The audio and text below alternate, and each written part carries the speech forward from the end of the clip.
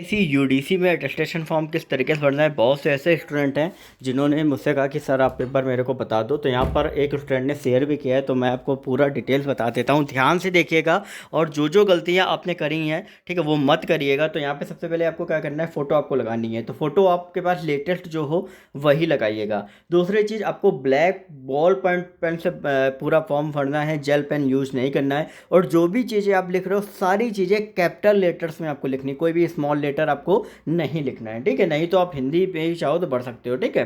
तो यहाँ पे आपको दिया गया, तो यहाँ पे आपको सबसे पहले अपना सरनेम लिखना है। ध्यान रखो, फर्स्ट नेम मत लिखना। बहुत से स्टूडेंट जो ध्यान नहीं देते वो पहले अपना नाम लिख देते थे यहाँ।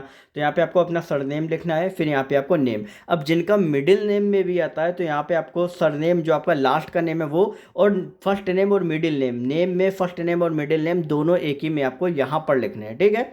अब यहाँ पे क्या होता है कि जहाँ पे आप रह रहे हो, ठीक है, प्रेजेंट एड्रेस, ठीक है, तो वहाँ का आपका पूरा एड्रेस भरना है। कई लोगों का एड्रेस चेंज होता है कि रेंट पे रहते हैं, तो भी आपको वही एड्रेस भरना है जिस एड्रेस पे आप रह रहे होते हो, ठीक है। तो ये चीज़ ध्यान रखना। अगर इसके अलावा कोई डाउट है एड्रेस का, तो आप इंस्टाग्राम पर सरकारी नौकरी वाले बाबा टाइप करके पूछ सकते हो। वहाँ पर मैं सबको रिप्लाई दे रहा हूँ।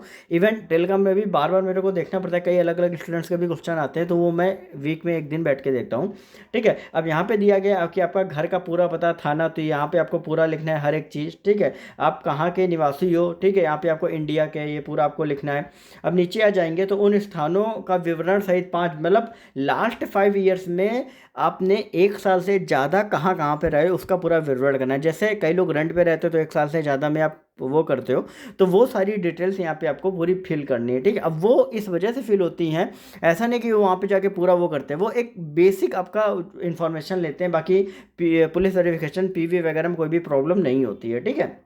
अब यहाँ पे क्या है कि पूरा आपको विवरण यहाँ पे पूरा प्लेसेस का देना है, ठीक है। अब इसके बाद क्या है कि यहाँ पे फ्रॉम, अब देखो फ्रॉम और टू में मतलब कब से कब तक पूरा रहे, पूरा पता हो उसका। और मुख्यालय, जिला मुख्यालय में आप क्या भरोगे, जो भी आपका डीएम ऑफिस का जो आपका एड्रेस होगा, ठीक है, जो मतलब है वही आपको पूरा जिला मुख्यालय का नाम जो है वो आपका भरना है, ठीक है। तो ये आप ध्यान रखिएगा। मुख्यालय मतलब डिस्ट्रिक्ट हेडक्वार्टर, एक तरीके से डीएम ऑफिस ही वो करते हैं, क्योंकि ये कि देखा भी गया है। और इसके बाद नीचे अगर हम आएंगे तो नीचे आपको दिया गया है कि भैया जो भी आपके father's name, mother's name, wife, आपके ब्रदर सिस्टर, इनका पूरा भरना। अभी मैं पूरा दूसरी इमेज में आपको आ जाता हूँ फटाक से। ये दूसरी इमेज है, ठीक है। तो यहाँ पे अगर हम देखें तो यहाँ पे पूरी डिटेल्स आपको भरनी है। अगर भाई बहन वगैरह कुछ हो, अब ये डिटेल क्यों ली जाती है वो मैं बता रहा हूँ। जैसे फादर्स किसी के वर्किंग है तो ठीक है, तो मदर जो होंगी वो भी कहीं ना कहीं उस पर वर्किंग रहेंगी, ठीक है। और इसके बाद अगर हम बात करें जो आपकी वाइफ है, वाइफ अगर होगी तो कहीं ना कहीं आप उसको डिपेंडेंट दिखाएंगे। ब्रदर अगर आपका 25 साल से कम है तो उसको आप डिपेंडेंट दिखा सकते हो। और सिस्टर जो रहती है वो भी कहीं ना कहीं आप उसको डिपेंडेंट दिखा सकते हैं। तो इसी वजह से सारी डिटेल्स आपसे ली जाती है, क्योंकि डिपेंडेंट दिखाने में क्या होता है कि आपका जो भी मेडिकल का बेनिफिट है वो कहीं ना कहीं बाकी डिपेंडेंट्स को भी आपका दिया जाता है, ठीक है। तो इस वजह से आपका रहता है। अब नीचे आते हैं फटाफट से, तो यहाँ पे पुत्र पुत्री में, तो भैया यहाँ पे आपको नो लिखना है, क्योंकि विदेश में वगैरह में आपको पहले शादी नहीं हुई होगी तो कहाँ से रह रहे होंगे, ठीक है। फटाफट से एक सेकंड इधर में आ जाता हूँ आपका, ठीक है। ओके। तो इसके बाद फिर हम फटाफट से इधर आते हैं आपका नेक्स्ट पेज। तो नेक्स्ट पेज में आपको दिया गया है कि अगर आप कहीं दूसरी जगह पे अगर आप वर्किंग हो, तो यहाँ पे आपको लिखना है कि कब से कब तक का आपका टेन्योर है, क्या डेजिग्नेशन था, क्या आपका बेसिक पे था, ठीक है। और नेचर फॉर एम्प्लॉयमेंट मतलब गवर्नमेंट सेक्टर था या प्राइवेट सेक्टर। यहाँ पे डेजिग्नेशन, इन्वॉल्वमेंट मतलब कितना आपको सैलरी मिलता था, और नेचर ऑफ एम्प्लॉयमेंट लिखना है।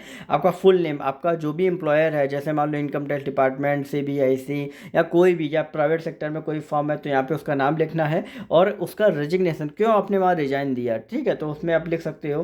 फिर नीचे आते हैं तो यहाँ पे आपको नो नो नो नो करना है, क्योंकि भैया आप कहीं भी अरेस्ट वगैरह नहीं हुए, तो हर एक चीज़ में नो नो नो करना है। एक बार पढ़ लेना अच्छे से। फिर आपको यहाँ नीचे आओगे तो ये पूरा आपका खत्म हो जाता है। फिर नेक्स्ट, जहाँ पर भी जिस भी स्टूडेंट को डाउट हो तो आप एक बार इंस्टाग्राम पर सरकारी नौकरी वाले बाबा टाइप करके वहाँ पे इमेज शेयर करके वहाँ पे गोला कर देना, वहाँ पे मैं आपको समझा दूंगा।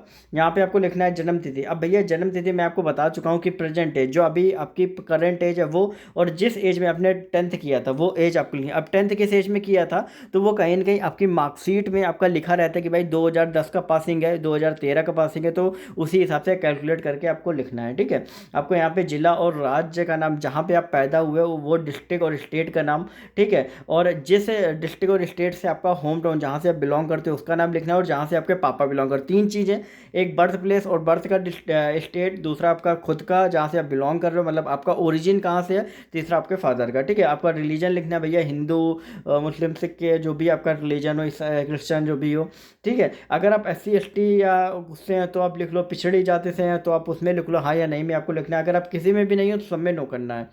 फिर यहाँ से आपको 15 मतलब 15 साल के ऊपर आपने जो जो चीज़ें करी, इवन 1 साल का डिप्लोमा भी अगर आपने किया है, 6 महीने का डिप्लोमा नहीं लेकिन अगर 1 साल तक कोई भी कोर्स किया हुआ है तो वो सारी डिटेल्स यहाँ पे पूरी आपको फिल करनी है। स्कूल कॉलेज कब एंट्री, अब एंट्री में क्या होता है कि जैसे हाई स्कूल आपने किया, मान लो मैं आपको बता रहा हूँ, मेरा हाई स्कूल हुआ सन 2010 में, मेरा 2010 में हाई स्कूल हुआ तो मैं क्या भरूंगा, 1 जुलाई 2009, मैं यूपी बोर्ड से पढ़ा हुआ हूँ तो 1 जुलाई 2009 में मैंने एडमिशन लिया और 30 जून 2010 को मैंने क्या किया, फाइनली स्कूल छोड़ दिया, क्योंकि 30 जून 2010 एक एंडिंग माना जाता है, ठीक है।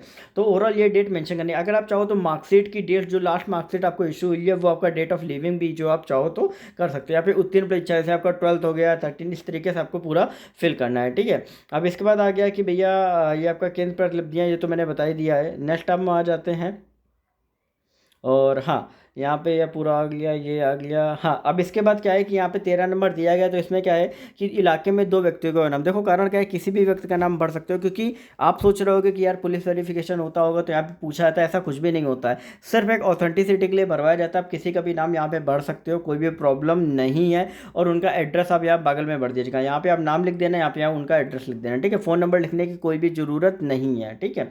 इसके बाद क्या है कि फिर नीचे आपको लिखा गया डेट हो गया, प्लेस हो गया, आपके सिग्नेचर हो गया, बस इतनी चीज़ें आपको पूरा फिल करनी है, ठीक है। आई थिंक मेरे हिसाब से इसके अलावा कोई भी चीज़ जो है वो आपको फिल करनी नहीं है, ठीक है। अब यहाँ पे करेक्टर सर्टिफिकेट भी दिया गया, वो भी समझ लो। तो करेक्टर में यहाँ पे आपको नाम लिखना है, आप पिता का नाम लिखना है, और ये जो है ये कॉलम भरेगा आपका जो भी गस्टेड ऑफिसर सिग्नेचर है कि वो कितने साल से आपको जानता है और कितने महीने से आपको जानता है, ठीक है।